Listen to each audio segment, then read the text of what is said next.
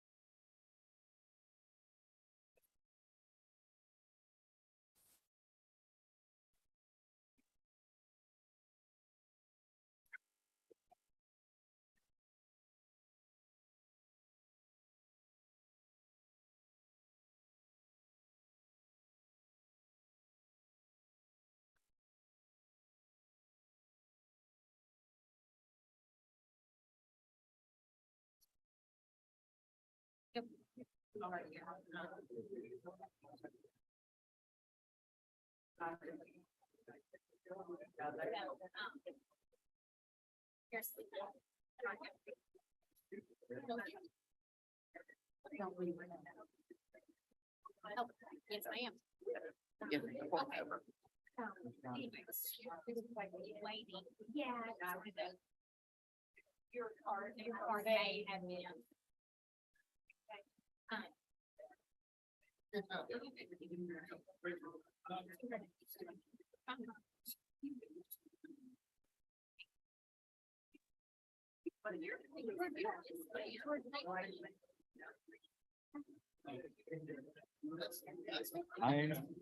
I just went to YouTube to make sure sound was coming out of this thing, which it was. But you might, if you go to your computer, make sure you can, I'll just kind of say something in this and you can see. Yeah.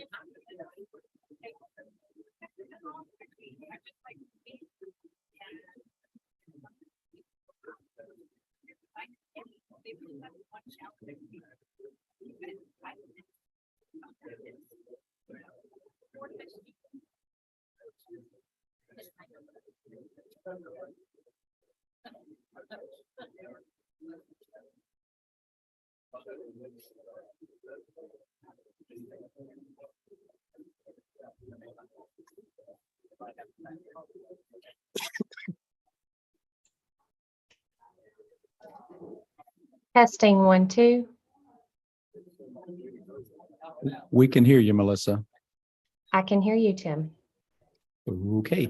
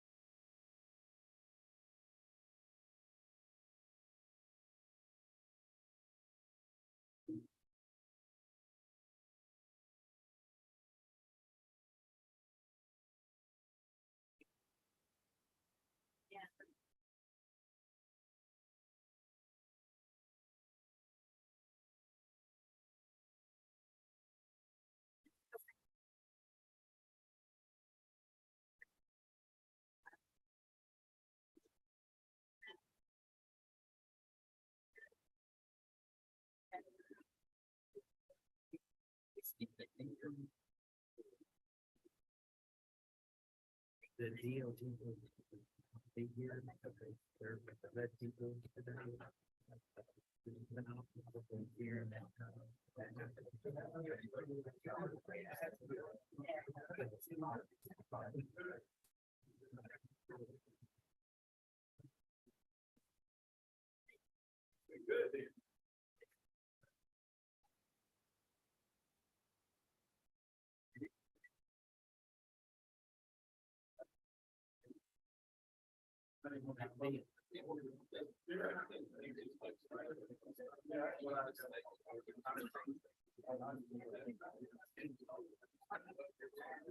It is definitely way above.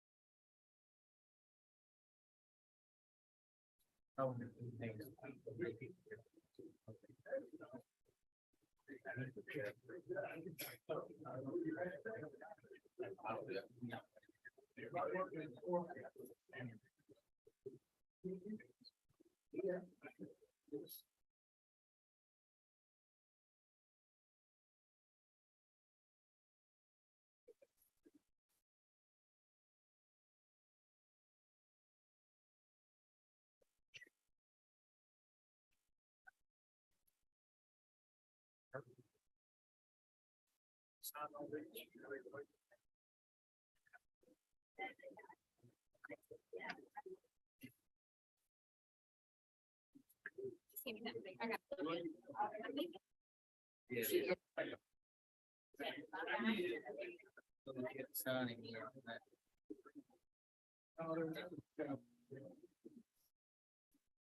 Realize you were like.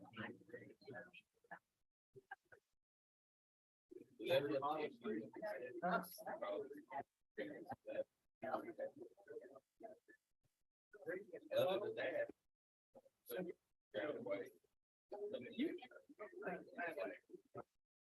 And they text me this morning. Thank you. Thank you. And there are a few pages in there. I don't think I sent him the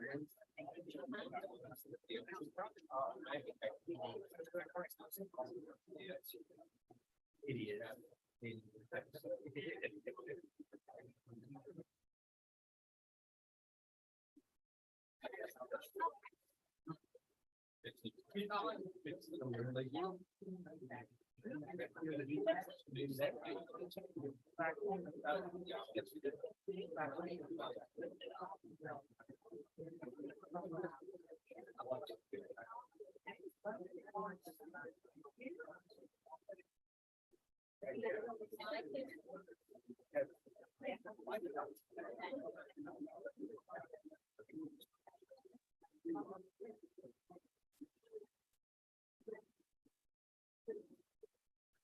Talk more later.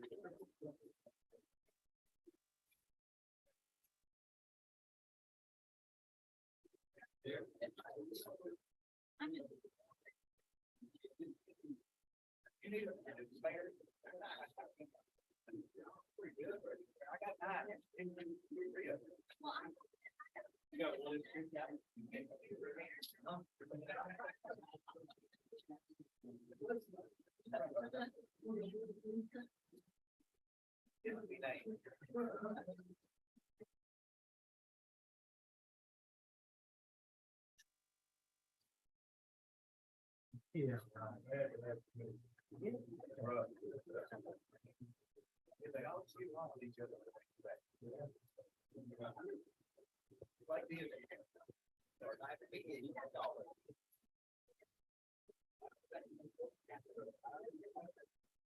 They don't miss it. So that's for work, big play.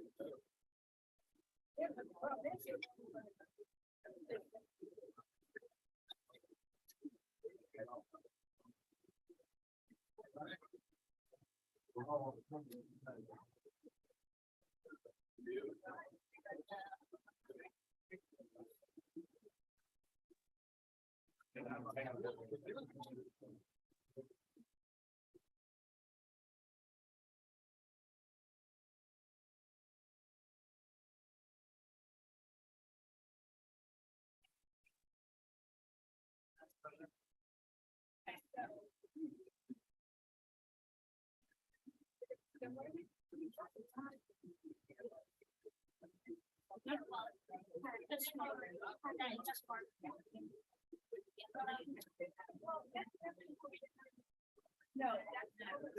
It's safer.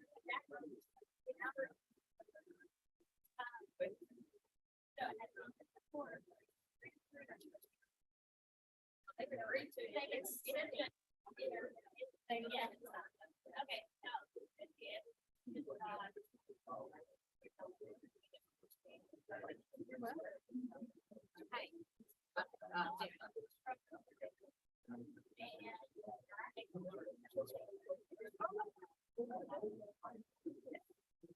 I just gonna make a decision, start over here.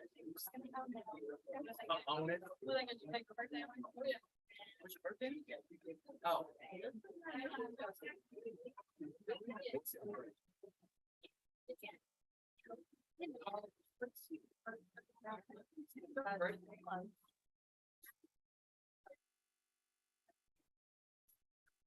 Yeah. Yes.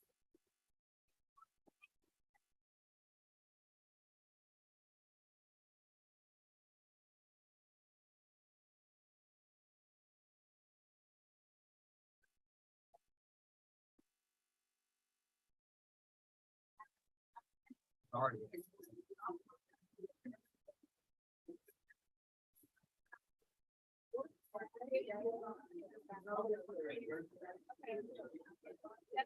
I just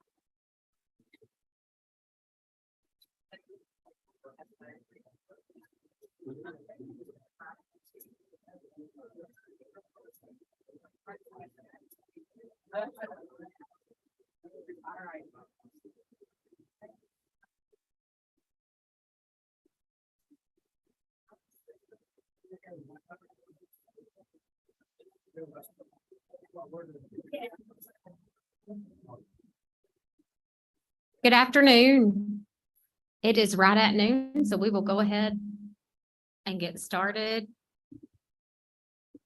Okay, Judge Jamie Smith is going to lead us in our pledge and then followed by Judge Perry Newcomb from Crittenden County in our invocation. To the flag of the United States of America and to the republic which stands indivisible, with liberty, justice for all. Good God, with you. Dear Lord, we come before you this morning, humble hearts, ask blessings both in person and virtually. We ask that the decisions made for you today, the confident decisions for the day and the time.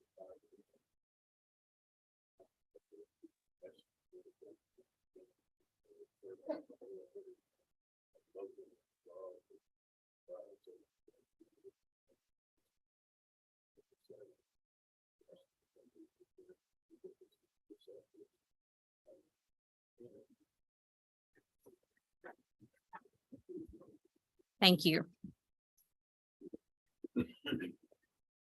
We need to approve the minutes that are in the packet. All right. Okay, we got a motion and a second. All those in favor? Any opposed? Motion passed. Next, we have our financial report by Mayor Kevin Cotton. You all will excuse me, I'm really nervous being up here today. These are some big numbers. And, I know Jason's looking at me and making sure I don't make any mistakes, so. That's right. But I will say that he has a phenomenal team, and the team is currently showing that the budget is at 38.12%. We should be at 58.33%, so we're well under budget, with our total expenses being $9,107,975.43. With that being said, there are a couple of positions that have not been filled yet. And also the way that the billing cycle works, of course, there's a few months that we're still waiting for the final invoices to come in. So I'll be more than happy to answer any questions or pass that over and let somebody much smarter than me answer them. Right, so The motion. I'll give you a motion. All right. Do I give you a motion to do that? Can do You that. can. Yes. Okay. I will make a motion. So we need a second. All right. Got a motion and a second. All those in favor? Any opposed? All right, motion passed. Okay, next we'll move on to our federal and state reports. First, we have Morgan Alfie with Senator Mitch McConnell's office.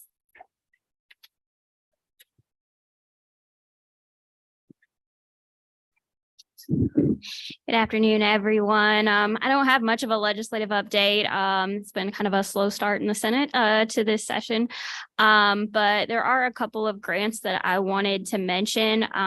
The first one is FEMA's Assistance to Firefighters Grant, which I know closed last Friday. We're still able to provide letters of support even after those have been submitted. If anyone has applied for those, I know there's one in the area that we provided a letter of support for, but if any other communities have applied for those and you would like a letter of support from the senator, please just let me know. The other one is the U.S. Department of Transportation's RAISE grant. That deadline is at the end of this month. If anyone has or is planning to apply for that program, we can also provide a letter of support for those as well. As with any other competitive federal grants, we normally can write letters for those programs. So if you're ever interested in those, please just let me know. We generally just need a short summary of what you're applying for, how those funds would be used, what they're needed for. Just send those to me and we'd be happy to provide those.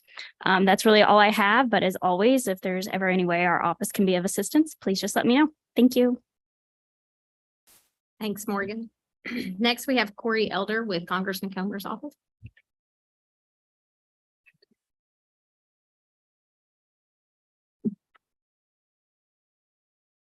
Hello, everyone. Thank you for having me here today on behalf of Congressman Comer's office. Got three main legislative updates I wanted to share. One, Congressman Comer passed the Show Up Act recently through the full House and through committee. What this act does is, we see here, we are all here today in person. There's a lot of benefits that come with interacting in person, even for this just more informational meeting. But we have a lot of federal agencies, the VA, Social Security, that deal with a lot of, private secure information, and they are not fully able to do their job when they're virtual. And that led to a large increase in their wait times. And so, our veterans, our elderly, were having to struggle with those wait times. And what this Show Up Act did was mandate that all federal agencies revert to their pre-pandemic work from home policies, and those that need to be in the office to handle those documents that are on their desk, show up to their office and do that. It's been long enough, and it has a big impact on those wait times. Second, Congressman Comer, through the Oversight Committee, held a hearing over the Border Patrol. We learned that crossings last year were at an all-time high. Crossing arrests, drugs seized, and deaths were all at an all-time high last year. And we as a country have a responsibility on all three of those to work to limit things, to make it more humane, and to secure the border. That was before the Chinese spy balloons came over the border. So if there's a separate hearing on that, I'm sure I will report back on that later. And lastly, the COVID relief programs, Congressman Comer looks to investigate a lot of those dollars that went to some businesses and individuals that did not need them. Congressman Comer says that program, some of those programs are going to be the most full of waste, fraud, and abuse of any federal program that has ever been implemented. And he looks forward to bringing some real accountability to the American taxpayer over how that funds was used. But I appreciate you having me here today. Thank you. Madam Chair, if I may, thank you, Corey. The folks from DLG are not with us today. They are traveling with HUD, who is making site visits with the tornado impacted counties. We have staff there as well, but they did, and Amy, I hope I'm not stealing any of your thunder. They did ask me to remind each of you, especially our county folks, of the county budget workshop that's taking place here at our office on February the 24th. There are some handouts with the various schedules and various times and dates that they are having those workshops, but they are meeting here in this room on February the 24th at 9 a.m. And they just asked me to remind you all about that. Thank you, Jason. We have our staff reports. First is Amy Frobe with Community and Economic Development.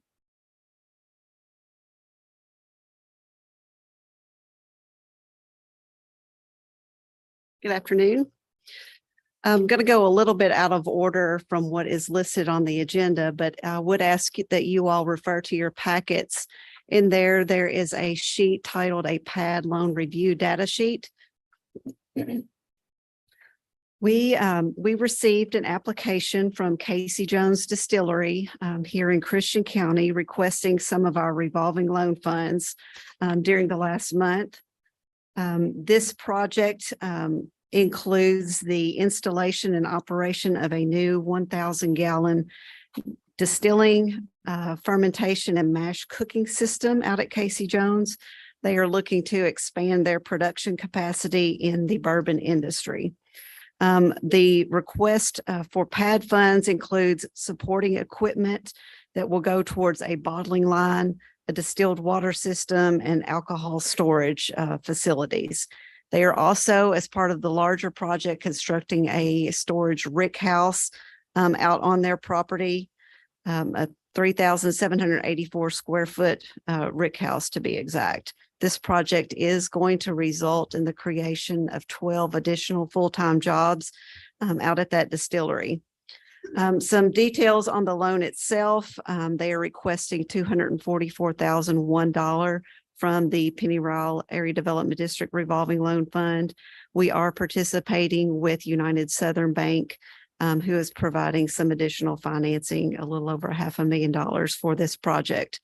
Our loan committee met last week on the 7th and did recommend this loan for approval with the term of 10 years at 4% interest. We will have a first position lien on the equipment financed with this with these funds, and then personal guarantees from both of the owners of that facility. Do I have any questions before we take action on this loan? If not, Madam Chair, we need. All those in favor? Motion carries. We've got a couple more coming up to provide some updates, but while Kyle makes his way up here, I just wanted to remind you all, Miss Angela Herndon has been in the process of setting up your individual county transportation meetings. If you've not seen that information or don't know when your meeting is set, please get with Angela as soon as possible. We are on a timeline with the Kentucky Transportation Cabinet and getting your priorities turned in. So please pay special attention to that correspondence. Might mention the broadband meeting. Yes, tomorrow at 1 o'clock here in this room, we are having representatives from the Kentucky Office of Broadband come down for their listening tour. The Penny Ryle Region meeting is set for tomorrow, and that'll be from 1 to 3 again here in that office. There is a registration link if you want to register for that, or you can give me your name and I'll take care of that registration for you. Kyle, if you would, he's going to talk about our hazard mitigation planning process. Hello, everyone. My name is Kyle Cunningham, and as Amy said, I will be kind of touching briefly on the hazard mitigation 5-year plan update process for the Penny Ryle region. We have on the screen our website. Tim, if you go to the services for local government, a draft of our hazard mitigation plan update has been on our website for some time now. I'm not sure if any one of you have had a chance to look at that and in detail or not, but you'll see here, I'll kind of step back. The Penny Ryle Regional Hazard Mitigation Plan link is there below the FEMA logo. You can click on that and it should take you to our regional plan. Now, what we need from you all in order to be eligible for any FEMA funding, hazard mitigation grants, we need our local jurisdictions as well as the PeADD Board of Directors to pass a resolution. Now, I've already sent I should have sent to all mayors and judges a copy of a resolution. You should have received that sometime last week. I know some of you have already sent me back a adopted resolution. I appreciate your quick response on that. If you have meetings coming up, try to get those on the agenda this month. If you didn't get a resolution, I know we've been updating our directory here recently with the new changes in elected officials. If you didn't get that for any reason, let me know and we'll try to get you a copy. So you'll do this within each of your jurisdictions. Each county and each city will adopt a resolution. For today's purpose, we have a resolution for the PeADD Board of Directors. I'm open to any questions you all may have on this. But we will need a resolution from the board. We'll need a motion to adopt that. All those in favor? Any opposed? Motion carries. Again, just let me know if you didn't get that for your city or county and just try to get that in. We do plan to send this on in March for FEMA's review. We've been sending copies back and forth to our state reviewer, who is Nick Grinstead. We should be there at the finish line, but this is one of the steps that we need to have you all take so that we can get a final copy submitted to FEMA. Thank you. And next, real quickly, we're going to have Chris Miller talk a little bit about something that's probably on the forefront of your all's minds in the redistricting process. And if Chris, if you would give an update. Good afternoon. Like she said, my name is Chris Miller. I am one of the GIS specialists here, so I'll just get right into it. So I'm just going to read this right off the slide. It's just a bunch of information, and then I'll kind of further explain it. But the introduction with redistricting is we have the process of drawing the legislative districts. By the federal law, the redistricting must occur after the census every 10 years. And so we're at that point right now, and we're going to go along with that. First, the new districts must be drawn when a state gains or loses congressional districts as a result of the appointment or the congressional districts to the states.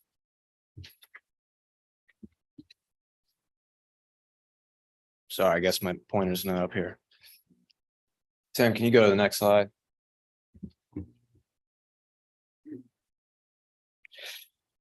And then second, even if the numbers of the district does not change, the governments must redraw the districts so that the districts have equal opportunity and population. So why is this important? The districts are drawn to shape the community's ability to elect the representatives of their choice, and the districts must be made equal in population and practicable so that the communities have equal access to political representation, making one vote count, one person, one vote.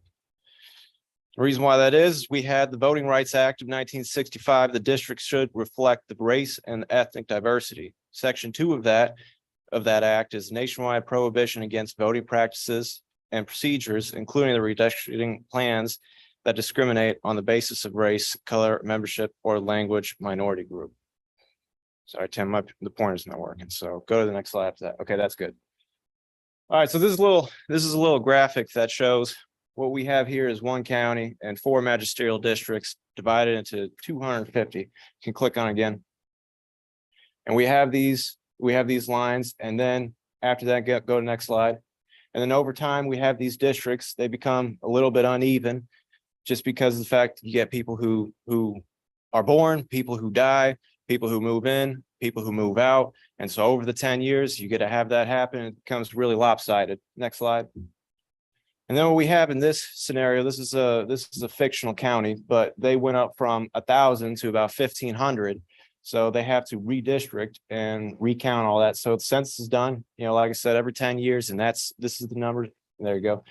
And then you have 375 divided evenly for all of that. And then, yeah, and those are the new lines with the purple after the blue dotted lines are dropped. And that's pretty much what we're trying to do right now, is try to set up for all of that. Next slide. So your timeline is going to be the 1st of May to the 31st of May. You got to appoint a committee of 3 people to be able to redraw the precinct lines and meet the redistricting standards for the population qualities. And then for the next 60 days after that, so from the 31st of May to the 31st of July, analyze and redraw the precincts during that time, file your changes by the end of July. I have a handout that was given to you guys that has more detail on what the FRC says, or not the FRC, the KRS, sorry. And that's going to have more in depth. It would be pretty boring if I was to explain it all. It'd probably take me some time. So look at that in your own time. And then if you have any questions, I'll open up the floor for questions. And if you want, you contact me, contact Pat. Me, Pat, Kyle, and Amy's contact information is at the end of the slides of the handout. So again, if you have any questions, I'll be up here for a little bit. No questions, then contact me afterwards if you have anything. Thank you. And I guess the most important thing for you all is that we are here to help you through that process. I know we've already had several counties reach out to us, and we're working through that process already with those counties. But if you haven't reached out to us yet, go ahead and do that as soon as you can. That way we can get that process rolling for you. Okay, next in our area agency on aging and independent living, we have Jill Collins.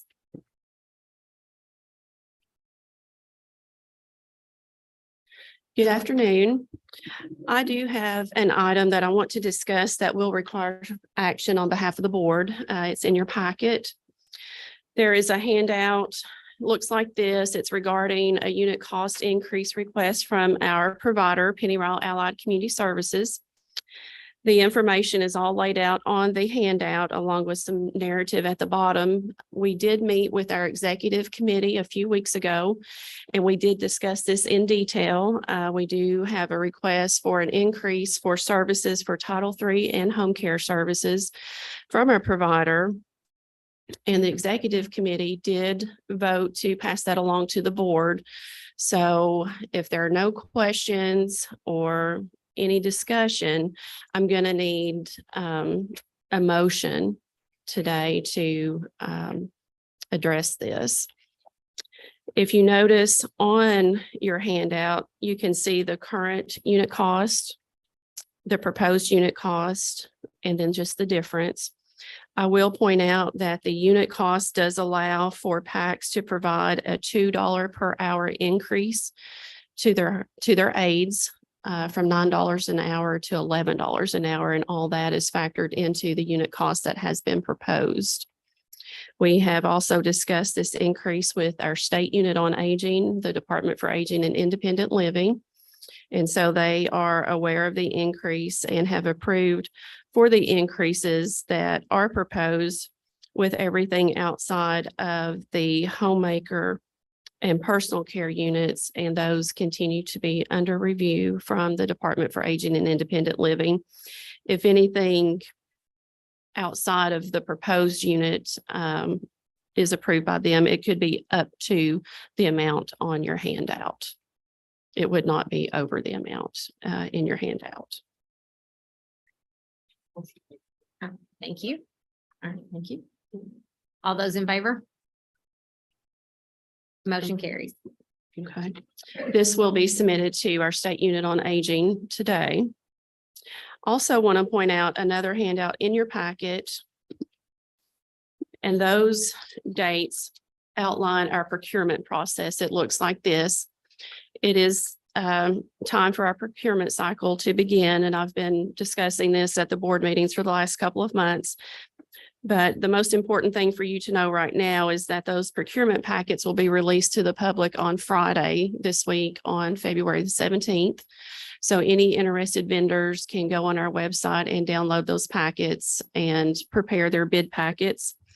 You can see all the steps with the timeframes broken down, and then those will be due back to our agency on March 31st, no later than 10 a.m. And at that point, we will begin our review and scoring process for that, with final awards being presented to the board on the May 8th board meeting.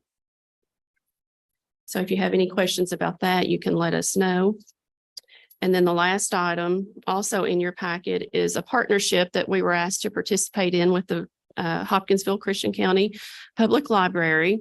They are collecting donations for older adults who have pets at home who may not necessarily be able to afford their supplies for their pet food, cat food, things of that nature. So we are partnering with them to collect these supplies, and then we will make sure that they get to the homebound clients in our county that need those. And if you have any questions about that, we're taking those donations through the end of the month.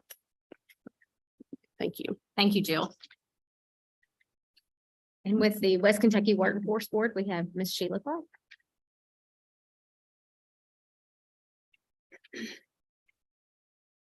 Thank you, Madam Secretary. In looking at the activities we have, most things I think are in your newsletter or elsewhere in the packet. Our regular data in there for you. I did want to tell you that this morning we had a local officials consortium meeting.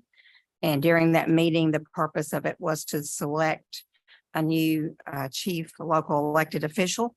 And actually, I think Judge Newcomb kind of took the nominations for that and ran that side. And we now have our new Cleo, as we call them, is Judge Stan Humphreys.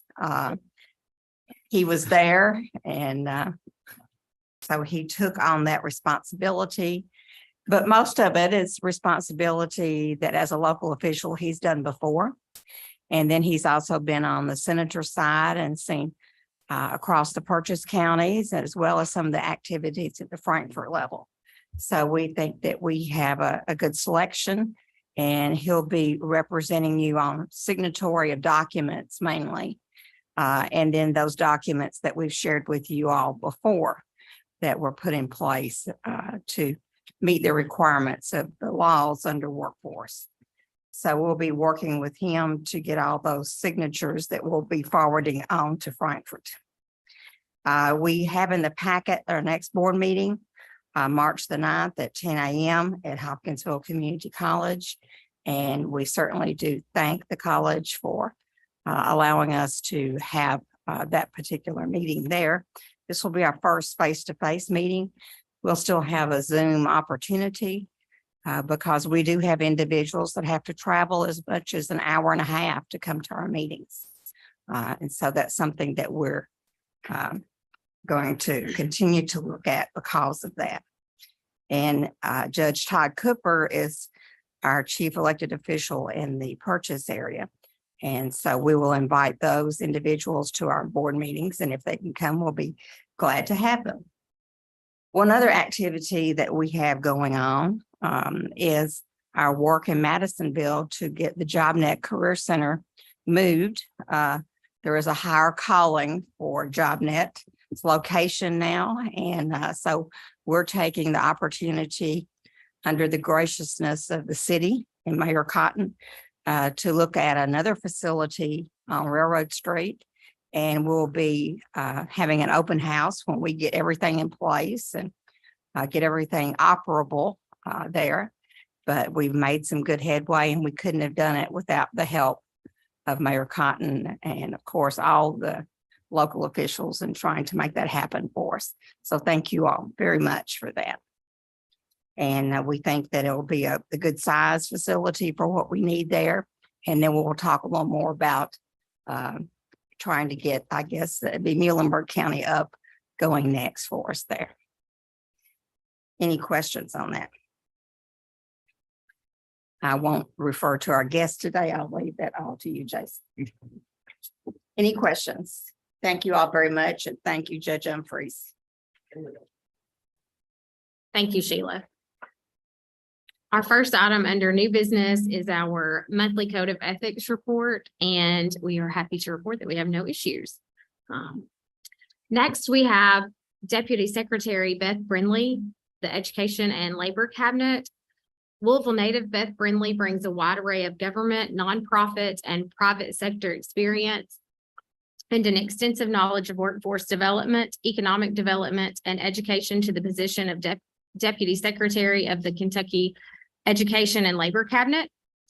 Deputy Brindley is no stranger to Kentucky state government, having served in the Education and Workforce Development Cabinet as the Deputy Secretary from 2014 to 2015, Commissioner of the Department of Workforce Development from 2010 to 2014, and the Kentucky Workforce Development Cabinet from 1990 to 1996. She began her state government career in the governor's office when she worked in policy and budget from 1987 to 1990.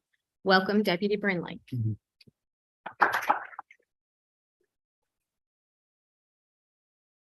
Good afternoon.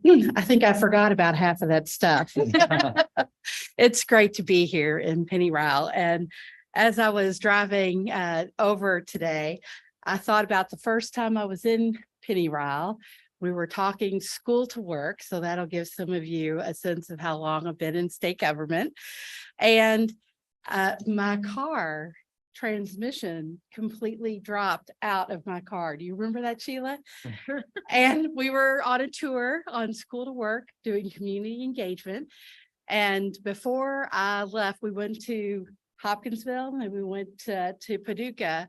By the time I left Paducah, I had a brand new car, but it was the gracious hospitality and care that the folks here showed me that I just wanted to share with you all. I will always remember that and always be grateful. So it's exciting to be talking about workforce development in Kentucky right now. Last year, we had 248 private sector opportunities, over $10.5 billion of investment in Kentucky.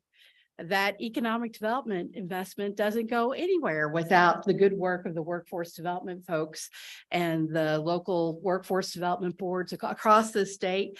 And one of the most premier is our own executive director, Sheila Clark, who we've worked together for a long time. There's a lot of talk going on right now and at the federal level in regard to WIOA reauthorization. So you might want to take the opportunity to keep a pulse on that as it progresses. The National Governors Association met this last week, and two areas that they talked a great deal about were reentry and justice involved folks. And most recently, we had a wonderful discussion of the Education and Workforce Collaborative, where we had Secretary Harvey, as well as all of the partners who are investing in justice-involved individuals. And we came out of that particular meeting with a goal that we want to accomplish together, and that's called Job on Day One. We have 13,000 individuals that are being released from prisons all across the Commonwealth every year. And we think one of the best ways to ensure that they stay out of prison is that they have a job on day one that gives them a sense of confidence and assurance that they can meet their needs and their families' needs. And so we are working together to coalesce around all the wonderful strategies that are already going on around justice involved individuals, saying how can we really bring the attention to and target those resources so that they are we're taking a systems approach as opposed to a program approach to the work that we do with those individuals. Also, I'll be here tomorrow. I'm staying overnight because I'll be part of the listening tour going on. We aren't only going to be talking about the infrastructure that we need for broadband. But the Department for Workforce Development is overseeing the planning of the State Digital Equity Act. And what that really focuses on is making sure that all individuals, the elderly, veterans, multi-language individuals, individuals with disabilities, critical populations actually have access to devices. They're affordable for them. They have the opportunity to have the training to be able to use those devices effectively, both in personal things like banking and health, workforce development activities, and professional activities as well. So this listening session is critical to make sure that we have the voice of all of those particular populations, whether you represent a service provider or whether you know folks who individually have those particular needs. And I was glad to hear Amy say that she was willing to help register folks. We have a nice group already signed up, but we would love to have more people here, because what we want to focus on once we get devices in the hands of folks and we train them on how to use those devices and then they know how to use them, we really want to use it to develop digital skills. 85% of all small businesses use at least 2 digital applications in the work that they do. So we really want to help Kentuckians have those digital skills. To give you a sense of the scale of difference of having digital skills, if you have no digital skills, the average wage over your lifetime will be $15 an hour. If you have 9 or more digital skills, $43 an hour. And so I think that's a really compelling reason for us to take this opportunity to really understand what needs are and be able to develop an implementation plan over the next 5 years to help Kentuckians all across the state be able to not only have those devices, afford to have those devices, and really know how to use them to be able to thrive as a family and as communities across the state. Wanted to also talk a little bit about a couple of key themes that we're working on.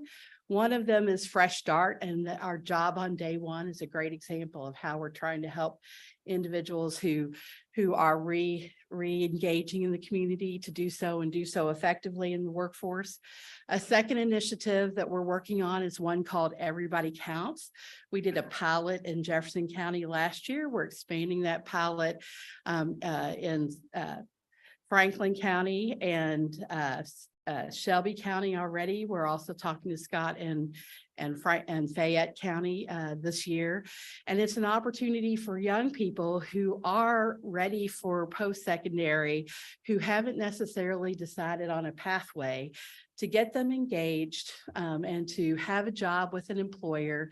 The pilot had Ford, GE, UPS, and Kroger, which is Kroger's all over and UPS is all over the Commonwealth, have the opportunity to have a job that also provides a post-secondary education benefit or a scholarship such as Evolve 502 scholarship that allows a young person to work and learn at the same time.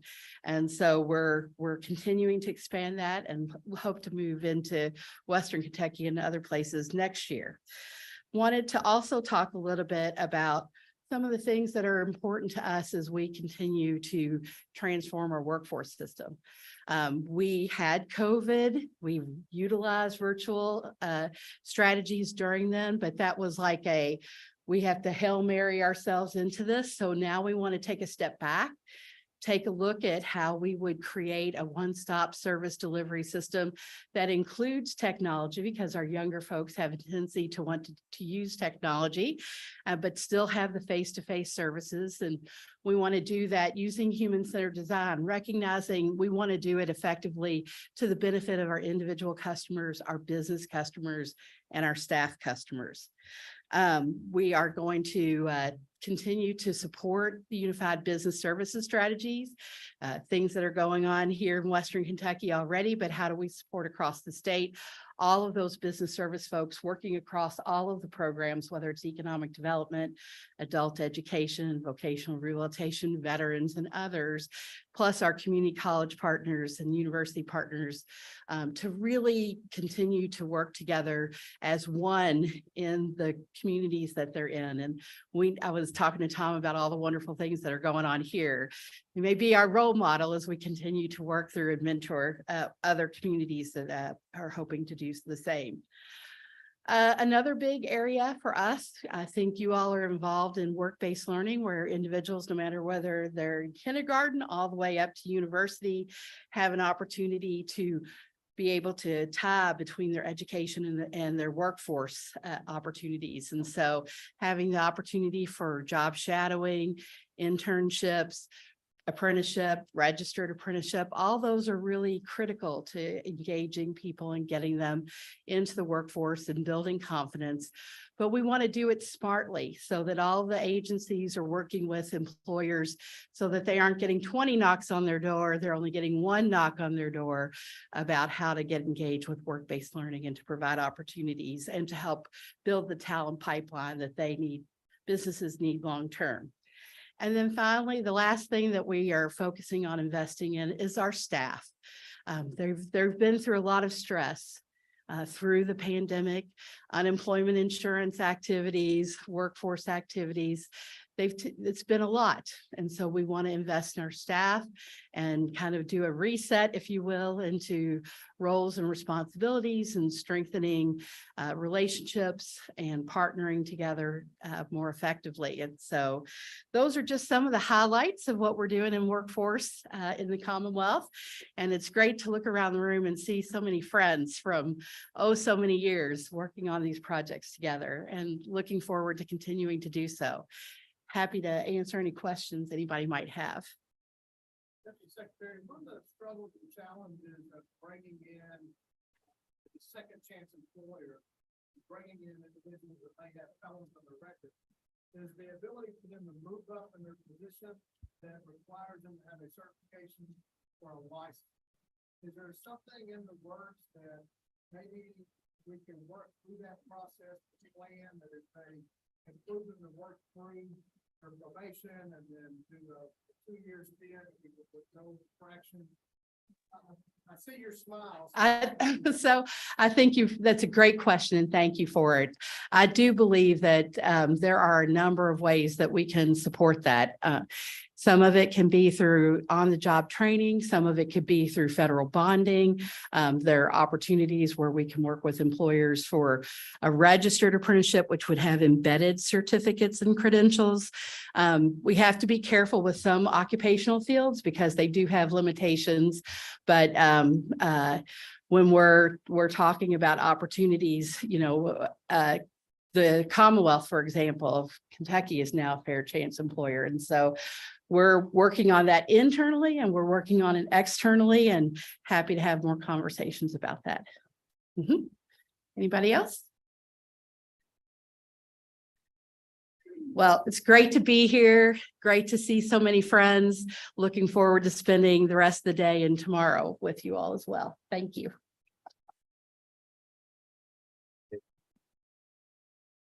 Thank you, Deputy Secretary. When I was talking to her last week, I told her, I said, there's not a single person in this room that the workforce issues aren't impacting. And I knew that your information would be very helpful to folks. So thank you for being here. Last week, I did email you all our recently updated Title VI plan. There are also several of these plans scattered throughout the tables. Hopefully you've had an opportunity to look through this, but this is the plan that identifies our procedures here at our organization for meeting the requirements of the Civil Rights Act of 1964. And as I stated in my email to each of you, the Kentucky Transportation Cabinet, which is the agency here in Kentucky that approves all of the Title VI plans across the state, they have recently approved our plan, and it now needs approval from our board. Now, as you're looking on this plan, that is not a typo on the front. It is for calendar year 2022. but they always approve the plans for some reason. I don't understand it, but they approve the plans after that calendar year.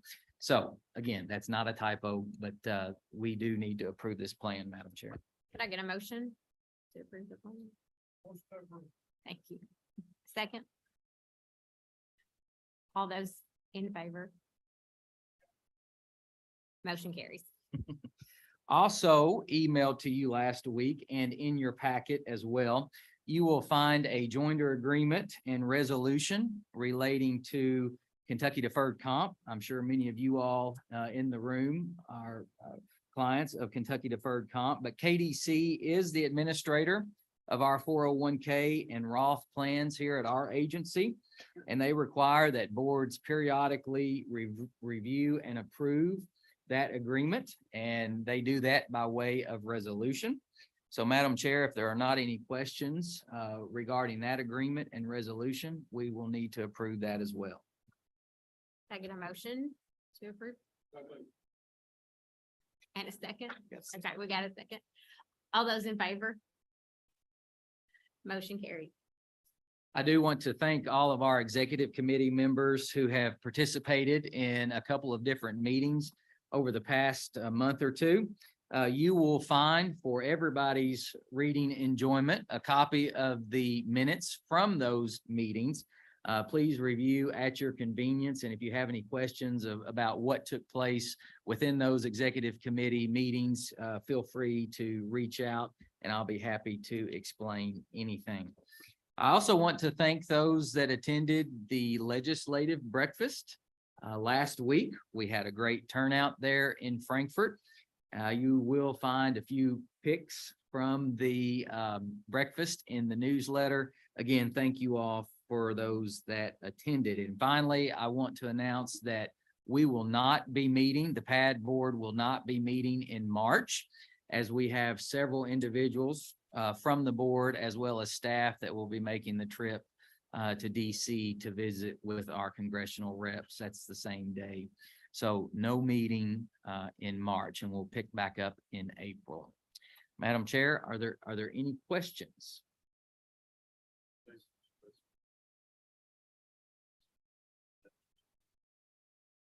Yes. Yes. That's all right. We're good. Any other questions? Charles, I saw you over here from RC&D. Anything you want to announce?